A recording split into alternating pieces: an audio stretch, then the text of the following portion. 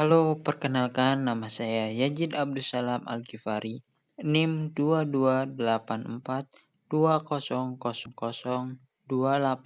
Prodi Pendidikan Vokasional Teknik Mesin Fakultas Keguruan dan Ilmu Pendidikan. Kali ini saya akan membawakan materi keselamatan dan keamanan kerja di laboratorium. Penyusun yakni Ibu dosen Indasari SPD MPD. Berikut pemaparan materi oleh saya. Laboratorium Kimia. Laboratorium kimia merupakan sarana penting untuk pendidikan, penelitian, pelayanan, serta uji mutu atau quality control. Berbagai jenis laboratorium kimia yang telah banyak dimiliki oleh sekolah lanjutan atas, perguruan tinggi, industri, dan jasa serta lembaga penelitian dan pengembangan. Karena perbedaan fungsi dan kegunaannya dengan sendirinya, berbeda pula dalam desain, fasilitas, teknik, dan penggunaan bahan. Poin kedua, fungsi laboratorium. Fungsi laboratorium terdiri dari 3 fungsi. Fungsi yang pertama, untuk memberikan peningkatan pengetahuan atau knowledge. Fungsi yang kedua, untuk memberikan peningkatan keterampilan atau psikomotorik. Dan yang ketiga, berfungsi untuk memberikan penumbuhan sikap atau attitude. Poin ketiga, keamanan laboratorium. Laboratorium kimia harus merupakan tempat yang aman bagi para penggunanya. Kemudian, tujuan keamanan laboratorium adalah menciptakan suasana laboratorium sebagai sarana belajar sains yang aman. Lalu, caranya adalah dengan meningkatkan pengetahuan praktisi sains seperti dosen, laboran, mahasiswa tentang keselamatan kerja, mengenal bahaya yang mungkin terjadi, serta upaya penanganannya. Poin keempat, fasilitas laboratorium kimia. Di antaranya, alat dan bahan, ruang penyimpanan alat dan bahan, ruang persiapan, ruang khusus seperti ruang asam, ruang gelap, ruang timbang, dan lain-lain.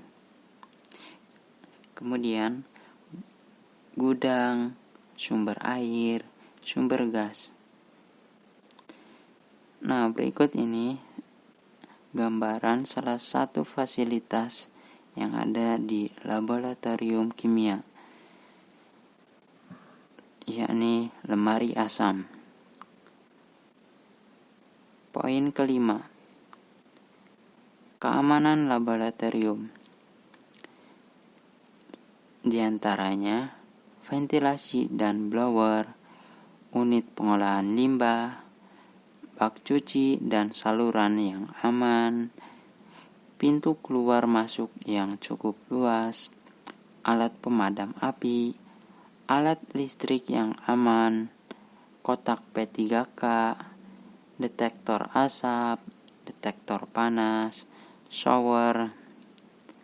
Nah, berikut ini gambaran keamanan yang ada di laboratorium, seperti blower, smoke detector, heat detector, alat pemadam kebakaran, kotak P3K. Poin ke-6, tata tertib laboratorium. untuk keselamatan diri sendiri, lalu untuk keselamatan orang lain, untuk keselamatan lingkungan, dan untuk menunjang kelancaran kegiatan di laboratorium. Poin ke-7, karakteristik kegiatan di laboratorium. Yang pertama, melibatkan penggunaan bahan kimia yang sangat mungkin berbahaya. Kedua, menghasilkan limbah yang sangat mungkin berbahaya. Nah, berikut ini beberapa label keselamatan di laboratorium. Poin ke-8, alat pelindung diri. Nah, berikut ini salah satu mahasiswa yang mengenakan alat pelindung diri lengkap seperti pakaian atau wear pack, lalu mengenakan sarung tangan, mengenakan penutup hidung, dan mengenakan penutup mata. Poin ke-9, cara membuang limbah di laboratorium. Buang limbah padat dan limbah cair secara terpisah. Kemudian, jangan membuang bahan padat ke dalam wastafel. Poin ke-10, cara mengurangi limbah di laboratorium. Gunakan bahan kimia secukupnya, tidak berlebihan.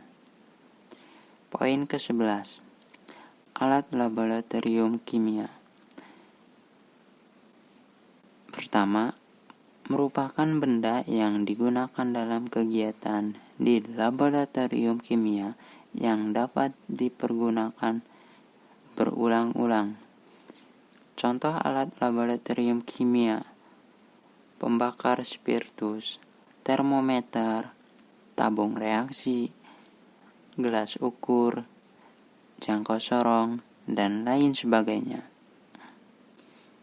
Lalu, alat yang digunakan secara tidak langsung di dalam praktikum merupakan alat bantu laboratorium, seperti pemadam kebakaran dan kotak pertolongan pertama. Pengenalan sifat dan jenis alat bahan. Pengenalan sifat dan jenis bahan kimia akan memudahkan dalam cara penanganannya, yakni cara pencampuran, mereaksikan, pemidahan, atau transportasi, dan penyimpanan. Pengetahuan tentang nama dan kegunaan alat dan bagaimana cara penggunaannya juga sangat penting. Nah, berikut ini gambaran pengenalan alat kimia dasar seperti gelas ukur dan lain sebagainya. Poin ke-13, mengelola alat yang benar. Alat ukur yang rentan terhadap guncangan harus diletakkan jauh dari sumber guncangan. Nah, berikut ini penempatan salah satu alat laboratorium neraca. Di sebelah kiri ini cara penempatan neraca yang benar. Sedangkan di samping kanan cara penempatan neraca yang salah. Kemudian mengelola alat yang benar. Peralatan gelas harus ditempatkan terpisah dari peralatan berat. Dan alat gelas yang mudah patah disimpan tersendiri. Contoh cara penanganan alat yang benar. Semua alat yang disimpan harus dalam keadaan bersih. Bila terlihat alat gelas berlemak, rendam dalam larutan. Kemudian penyimpanan alat harus terpisah dengan bahan kimia. Hanya itu pemaparan materi yang bisa saya sampaikan di video kali ini.